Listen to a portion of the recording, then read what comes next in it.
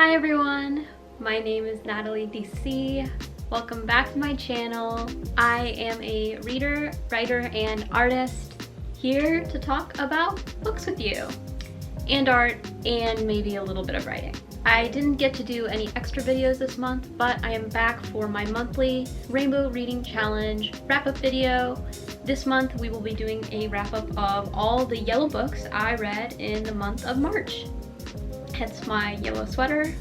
I read a total of 10 yellow books in the month of March, not including any non-yellow books that I had to read for school or things like that. So yeah, this will just be the yellow books that I read. If you want to see the reviews of other books I read, you can check out my Goodreads and Storygraph, which are linked in the description box. But without further ado, let's get started. The first yellow book that I read in the month of March is Not a Cry for Help, Just a Crying Out by Lily Rain.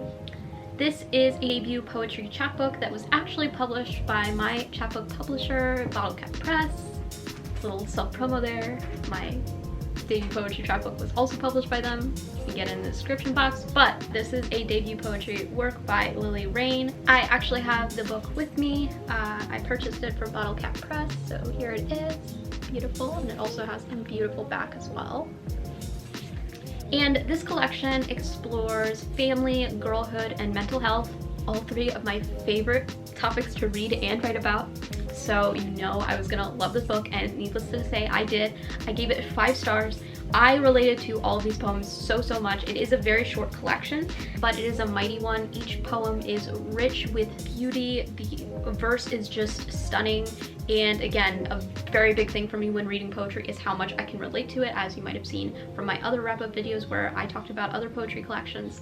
And I related to this work so much, so I'm definitely so glad I bought it. I will definitely be rereading it again just to like absorb it, maybe annotate it, like doodle in it. I really want to do that, but for now, like, I'm just going off of my first read. But yeah, I didn't actually note which ones were my favorite because I just love all of them so much, but I did note how the table of contents to show all of the list of poetry, it's actually a poem itself. So it's like the poem is called Contents, and then it's kind of like stylized as a poem, as you can see. And these are all, like, between the slashes are all the poems that are in the book. And I just thought that was so cool because when I read it, I'm thinking, oh, this is a poem. But then I continue and it's like each line in that poem is the type, like, I've never seen it done before. It's revolutionary. I love it. But yeah, and then you just got amazing titles like Realizing My Own Mortality and Not Flinching at the Smallness of It, To Wake Up on a Saturday Morning in 2008. Like, this is just prime poetry fuel right here. And I will definitely be looking to it as a source of inspiration. As you can see, the cover is yellow, so I did count it. And yeah, I really love this collection. I definitely recommend it. Not many people have logged it. I actually had to add it to Goodreads myself. So yeah, definitely check it out and support small poets, support small indie presses like Bottle Cap Press. Yeah, I don't know what to say. I really loved it. So starting off strong for this month. The next yellow book that I read in the month of March is The Honey Month by Amal El-mohtar. I hope I'm pronouncing her name right. This is a collection of short stories and flash fiction that was inspired by 30 different honeys that the author, her friend had gifted her 30 different honeys on each day of the month. And El-mohtar, she took these honeys, she tasted them, she wrote down observations about them, and then she kind of cataloged these honeys in chronological order, in like whatever order she received them, and she proceeded to write poems and little short stories, fairy tales, flash fiction pieces inspired by each of these honeys, and put them into a collection of works that is The Honey Month, which is illustrated by Oliver Hunter. I don't have this book with me physically, but I did read a digital version of it because my local library did not have it, which was super a shame because this collection is so beautiful. Like, the premise itself, you read it and you're like, wow, that's super interesting. Like, I want to know more. And then you read it and it's just what it claims to be and so much more. It's so beautiful, so whimsical. Like, just the idea of turning these little jars of honey, cataloging their taste, smells, and colors, and turning that into a poem or story, that's just so beautiful to me, and I really enjoyed this collection. If you don't know Amal El-mohtar, this is a work of hers that was published in 2010, but recently she came out alongside another author whose name I forget. She came out with the book This Is How You Lose the Time War, and I really enjoyed that book. It's very popular on booktube and book talk, so you've probably heard of it. But yeah, I really love that book and I wanted to check out more of her writing. So I picked this book up and it did not disappoint. I gave it 5 stars, again, 2 5 stars in a row. That's amazing. This is only 80 pages, but it's just super calm and comforting. And like I said, just a wonderful premise in itself. There's not much of a story to it, you just kind of gotta go with the vibe. So if you like books like that, where you don't have to really follow a specific character or story for the whole thing, like, I would definitely recommend it. I did read this quite quickly, but this could very well be consumed one piece a day for like a whole month. I feel like that would be a cool thing, just like these little fairy tales or poems to read once a day for a month. So yeah, I definitely highly recommend it. And yeah, turning the tables a bit, this is more of a heavier book. The next yellow book that I read in the month of March is Human Acts by Kang. I have read 2 other of Kang's books, The White Book and The Vegetarian. I believe I reviewed The Vegetarian for my January wrap-up. So you can check out my thoughts on that book there. I didn't much care for it. It was a bit underwhelming for me, but I wanted to give Kang another chance since I did really like her book, The White Book.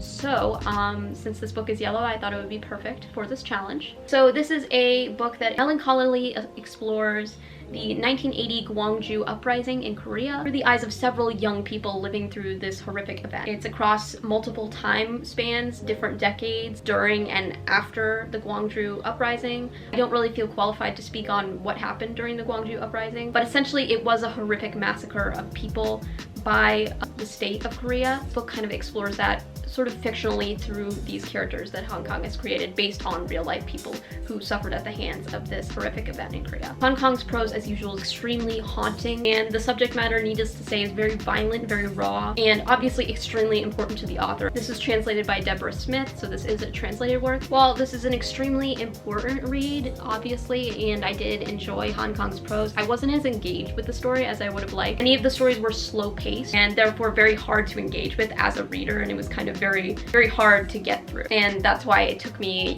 quite a long time to finish this book. So I must say, once I was I'd say 50% into the book, I did have a much easier time getting through it. Once I was in it, I was in it. I appreciated the brevity of each story. None of the stories really were exceedingly longer than the others, which I felt made the reading process a bit easier. And I also appreciated the variety of perspectives that are used. Some stories are in first person, some stories are even in second person, and some stories are in third person. So you really get a lot of different perspectives, not just through different characters, but actually through different pronouns being used for each story, which I thought was a super cool thing that I'd never really seen in a collection of short stories do. Usually short story collections kind of stick to a similar POV because the author is more comfortable writing in that perspective over another, but Kang really shows her range in her writing techniques. Once again, this is an extremely important book about these people kind of crying out and trying to be heard by a government that refuses to listen to them and instead punishes them for speaking out. However, I did give this book 3.75 stars just on the basis of me not being able to personally connect with some of the stories and characters. But again, I would still very much recommend this to those who are interested. Yeah, I don't regret reading it by all means. I did enjoy my time reading it, but probably will not be picking it up again. The next yellow book that I read in the month of March, switching back to a lighter tone, is The Times I Knew I Was Gay by Eleanor. This is a graphic novel memoir that follows the author's coming out and coming of age. Cruz's voice and personality really shines through this graphic novel memoir. Of all the graphic novel memoirs I've read, I have always really enjoyed them, so I wanted to check this one out because of the quirky title and just the art style is super cute, though I do wish there was a lot more color, because if you look at the cover of the book, it's very colorful, it really invites you in, but then when you open the book, it's very monotone. And I wish we did get to see that color. After all, this is a coming out story, and the color orange is even used as a motif throughout the book, and especially towards the end of the book, so I really would have liked to see at least some pops of color. If just little hints of color here and there really would have done wonders for the story. But overall, I really enjoyed the prose compared with the illustrations.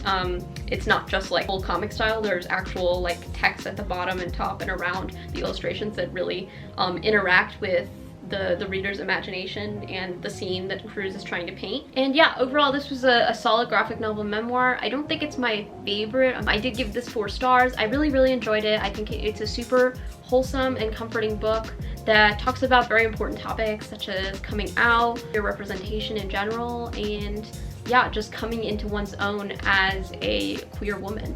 I definitely want to own it one day because, like I said, the art is super beautiful even without its color on the inside. But yeah, I would highly recommend you check it out, and I'm definitely looking forward to checking out Eleanor Cruz's future works. In a similar vein, the next yellow book that I read in the month of March is Helicopter Honey by Katie Proctor. I actually have this book with me. It was published by Alien Buddha Press in 2022. And this is what it looks like. And this is the back here with the blurbs. And yeah, this is another poetry chapbook, and similarly to The Times I Knew I Was Gay, this is a collection that explores queer coming of age, queer relationships by the non-binary author Katie Proctor, who Goodreads attributes to another Katie Proctor in their system. Goodreads has like the wrong author listed for this book, so if anyone knows how to fix that, let me know.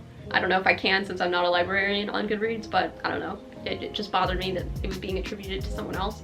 But yeah, I really enjoyed this very short collection. The cover is beautiful, which is what invited me in the first place. Very yellow, very bright. The verse in this collection is so lovely. I love the structure of the poems. Most of them are prose poetry, which I love to both read and write, so it was right up my alley. Very queer coming of age screaming out from the pages of this book. My favorites are Sister Sibling and Tea for Tea. I did note those in my review, that those were my favorite poems of this collection.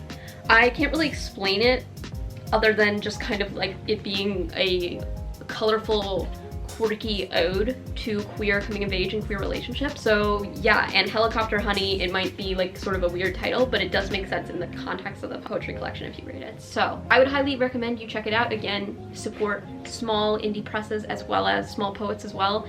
And yeah, I really enjoyed it. I gave it 4 stars. Again, just a really wholesome read.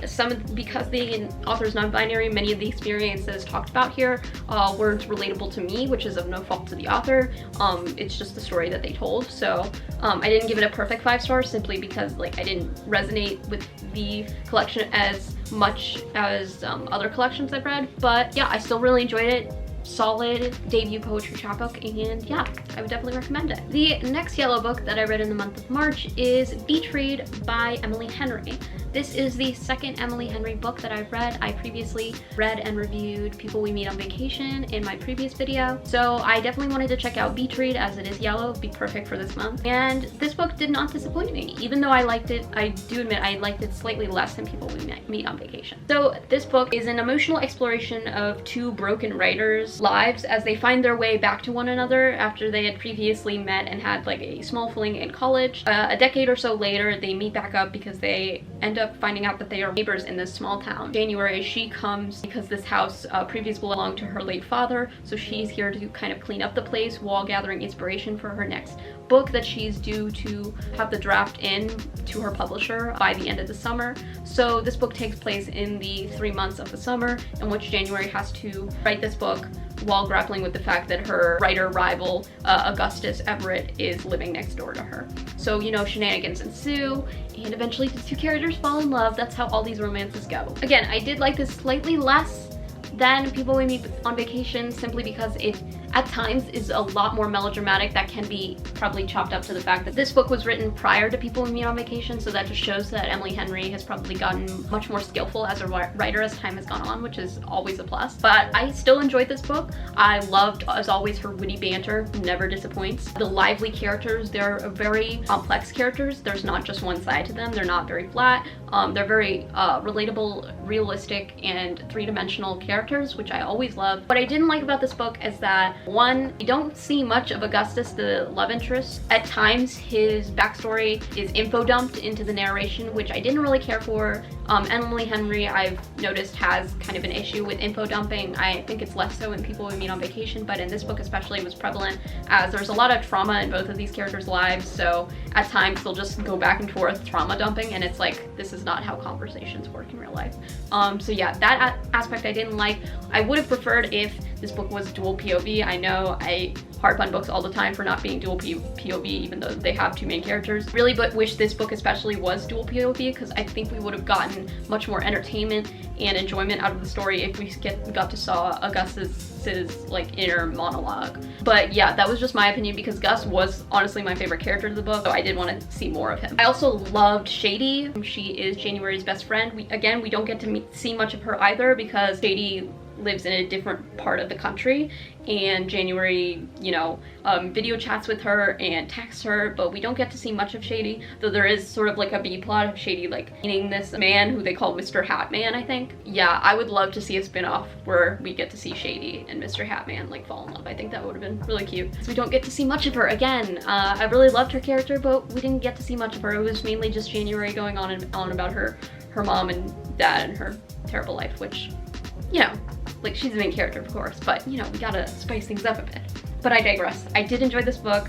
It was melodramatic at times, you know. I'm not gonna spoil anything. I'm not gonna say who was doing what, but there was a lot of, you know, having sex on the grounds of, on a cult camp, was making out and professing your love to one another in the rain. Like, I'm not gonna say who did what in this scenario, but it's just like very melodramatic, very much situations that would not happen in real life. There's a plot where January is a romance writer, so she's introducing Gus to these sort of romantic scenes to kind of inspire him to write romance, and vice versa for him. He writes literary fiction, so he's trying to show her these very serious interviews with people who survived a cult, and it's just this very like jarring subject matter that is thrust into this romance. I mean, while there are many serious topics talked about in this romance, which I did appreciate. There's infidelity, divorce, grief, abuse as well. These are all themes explored by the main characters because of their trauma. But I think shoving in this cult plot was a bit much, in my opinion, and it kind of added to the melodramaticness of it all. That was my rant on Beach Read. Again, I did enjoy it. I gave it 4 stars. Obviously, I enjoyed it, just not as much as People We Meet on Vacation. But doesn't mean I'll stop reading Emily Henry. I will continue to read more of her works. If you haven't checked it out, which I'd be surprised if you didn't, I seem to be the only person in the world who hasn't read this book, but if you haven't, I would recommend it. The next yellow book that I read in the month of March is Sex and Rage by Eve Babitz. This is my first classic of the month. It is a whirlwind of a classic that explores this young woman living in LA. It's set in the 60s in LA. She has big dreams of becoming this famous artist, writer, but even bigger problems. Just gonna leave it there because a lot of messiness happens in this book. This is my first read of Eve Babbitt. I've heard many booktubers talk about her, most notably Uncarly, who I really adore as a YouTuber. I believe she recommended this book to her viewers, and since the cover is yellow, again, I had to read it. But yeah, I really enjoyed this book. It's my first read of Eve Babbitt, who is a famous Jewish author. For stories that seem so unserious, for example, the female main character is literally named Jacaranda. I've literally never in my life heard this name before. So that's why I call it unserious. But if you happen to be named Jacaranda, congrats.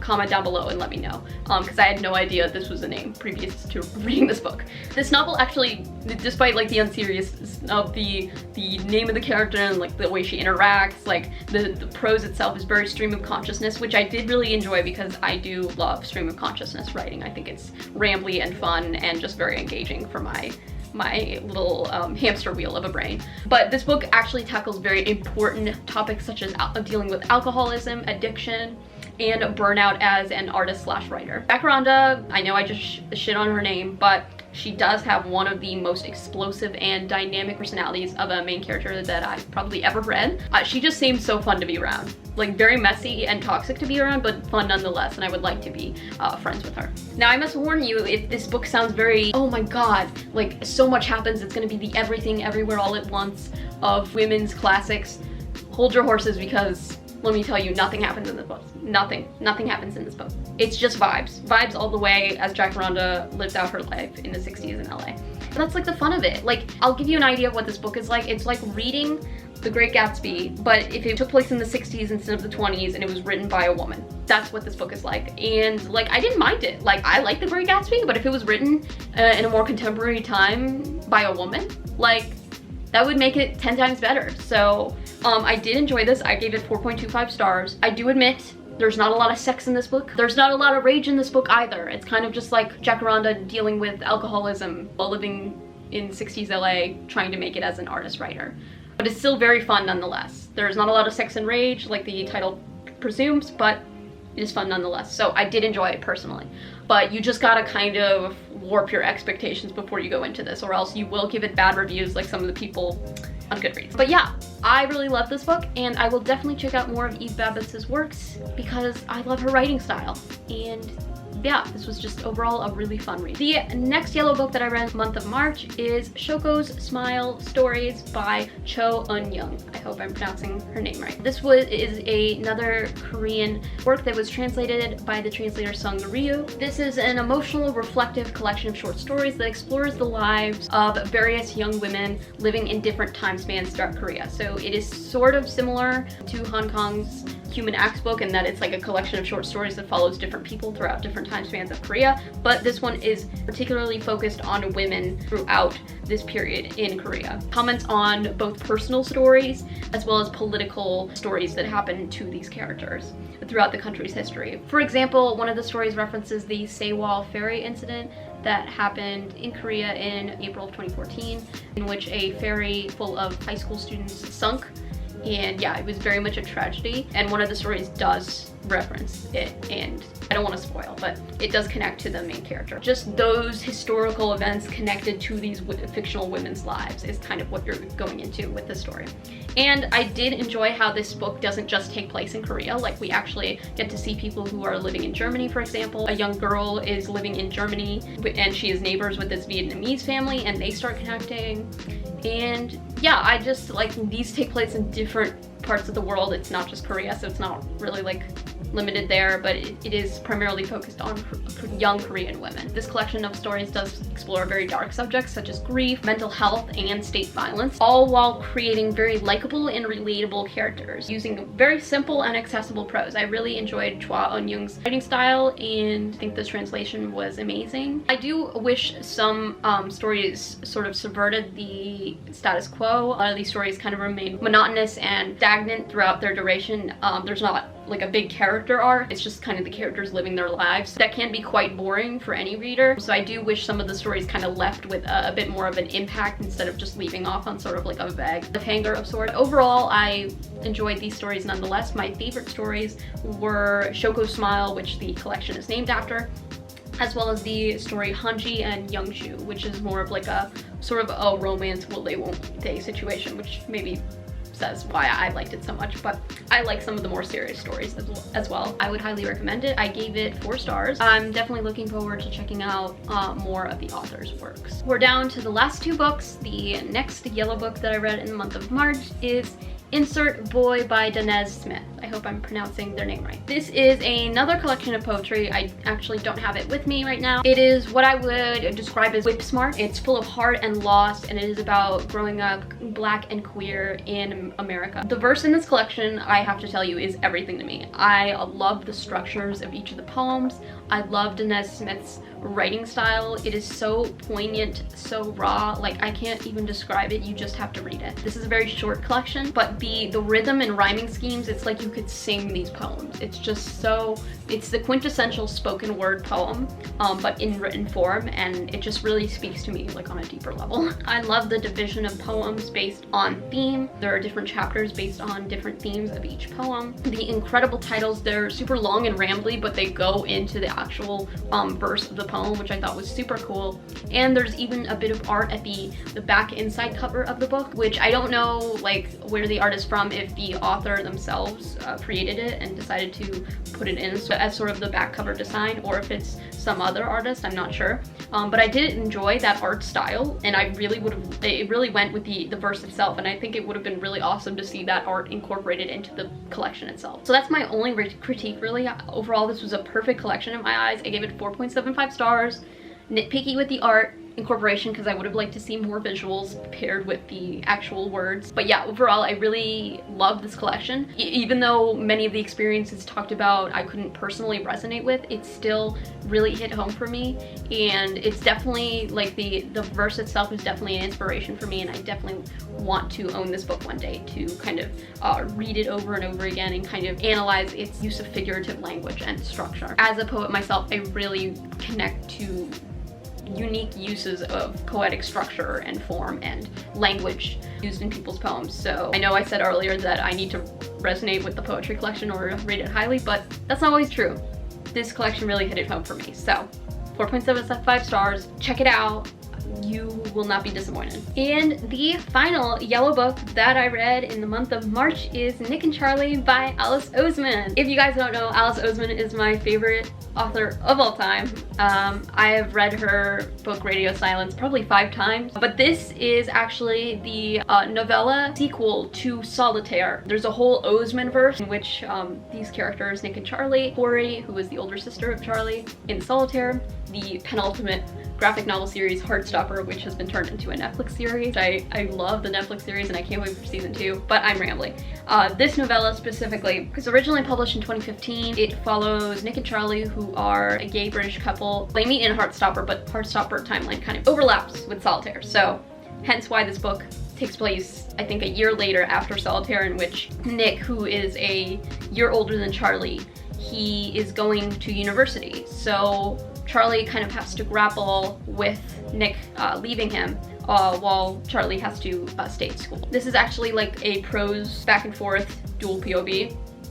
Love dual POVs. Exploration of Nick and Charlie's relationship as they kind of go through this tough time deciding, should they stay together? Is it worth staying together if they're gonna have to be long distance for a while? And yeah, just shenanigans ensue, misunderstandings, miscommunication. Not always my favorite trope, but it's Nick and Charlie, so I gotta root for them. I read the illustrated version, which was published actually in 2023, I believe. It is a beautiful version of the book in which it's still in prose, but the front and back cover is illustrated by Alice Oseman, as well as the inside back has some little illustrations. It's divvied up with cute illustrations. It's just overall really cute. But I did log it on Goodreads and Storygraph as the older version because I wanted that sweet, sweet yellow. Love Nick and Charlie. Love the prose, very simplistic, but still gets to the point and the heart of the story, which is Nick and Charlie's relationship. This was such a delightful read overall. At times it was a bit, you know, dramatic because, you know, they're teenagers and they're miscommunicating to one another and they're being stupid and they should just go and talk to each other and hug it out. But that's how it goes with Nick and Charlie. That's just how it goes. A novella is a novella. I wish it was longer, but I do wish we got to see more of the Heartstopper crew in general. You know, more of Charlie's friends, Alid and Tao, more of Nick's friends, more of the girlies, Elle, Tara, and Darcy. We don't really get to see much of them, so I do wish we got to see more of them, but like I said, a novella is a novella. This was mainly focused on Nick and Charlie's story. But yeah, overall I gave this 4 stars. I'm surprised I haven't read this book until now, considering how big of a Alice Oseman / Heartstopper / Radio Silence fan I am. But I read it now and I really enjoyed it. And it was a really lovely way to cap off this month of reading yellow books. Well guys, that's all the yellow books that I read in the month of March. I really hope you enjoyed this video. If you did, make sure to give it a big thumbs up, comment down below what you read in the month of March, and subscribe for more book and artsy content. I will try to put out more bonus videos, like I call them bonus videos, throughout the month, but if I don't, just know I will come back every month to do these little colorful wrap-up. But yeah guys, I hope you have a wonderful day, week, month, whatever you're feeling, and I will see you in the next one. Bye!